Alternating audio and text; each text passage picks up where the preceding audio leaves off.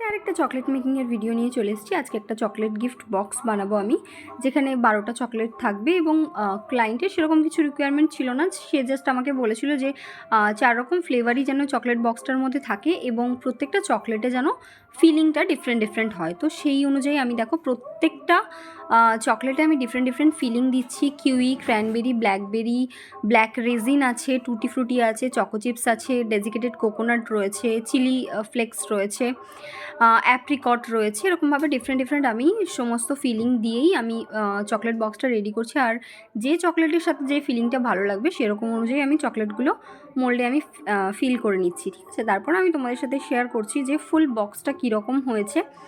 আর এই যে এটা একটা 12 ক্যাভিটির বক্সের অর্ডার ছিল, তো এরকম বক্স কিন্তু আমার কাছে ছোটোও অ্যাভেলেবেল থাকে, লাইক 4 পিস, 6 পিস বা 8, 10 এরকমও থাকে।